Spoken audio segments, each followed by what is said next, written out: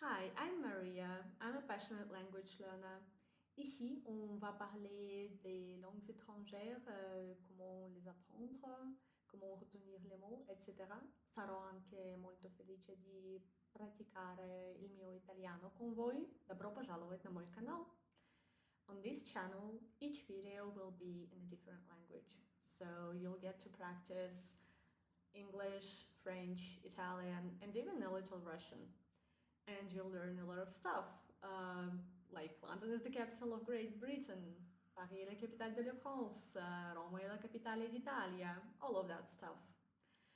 I have to admit that I'm a little nervous. It's my very first video and I'm not quite sure what I'm doing here, but that's very exciting and I really hope you'll be kind to me. So today I'm going to be talking about my experience with English, how my language journey started in general. Let's get started. My journey began when I was 14 years old, and by that time I tried many different hobbies, arts and crafts, sports, dancing. I was really tired of it all, and my mom noticed that I needed a fresh start in something new, probably. So her friend said, "Why not try this language school that they recently opened?" And mom said, "Okay." So we went there, and they almost immediately they gave me the language test. I didn't expect it to go this way, and I was really nervous because all the questions seemed really, really difficult. Sometimes I wouldn't even understand what option to choose because all of them seemed correct. Oh, you know that feeling when you pass a language test. So there I was sitting, sweating, not even hoping I'd get admitted, even though I don't think there is a chance I wouldn't be admitted, but I was feeling this way. And by the end, they told me that I had a decent level. It was pre-intermediate at that point, and I was really happy. What was more surprising is I remember they walked me into the classroom, like straight into the classroom. They said, "Oh, we have currently a group of this level. Why not join them?" And I joined them and I understood nothing. I remember my first lesson being all stress and no fun. All students, teachers, everyone was speaking English, and I wasn't really good at grasping spoken language. So I was taught to read, I was taught some grammar structures, some vocabulary, but it wasn't like a system that was used for speaking. And I remember being really frustrated about the whole thing and maybe that it wasn't a good idea. And I came up to my mom after the lesson and I said, like, I'm too stressed, maybe we should just finish. And she really supported and encouraged me to keep going because, well, we face challenges sometimes and that's totally okay to feel this way. So I calmed down, and a couple of months later, I didn't even notice how I started to mimic those around me, other students, the teachers, everyone. I really, really wanted to be like them. So I thought, okay, I need to speak like they do. I need to set this goal. I need to have motivation. And I did. So that's how it went. I boosted my confidence because I was really hardworking. I would do every paper, I wouldn't skip classes. So the dedication that I showed was incredible. And I still am grateful to myself that I managed to keep myself motivated throughout the 3 years that I passed at this language school. Also, I met two Americans in my small town. That was really weird because there were no foreigners in my town as far as I was informed. And when I met them, I was really worried that they wouldn't understand the language that I was speaking.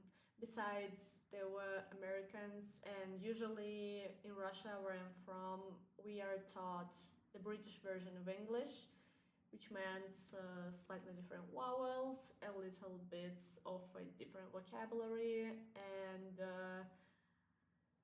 I was worried. I was thinking, oh, they will maybe be confused by the way I speak. And they weren't. They were fine. There were a lot of language learners just like me. They came to practice. We played board games. It was all fun.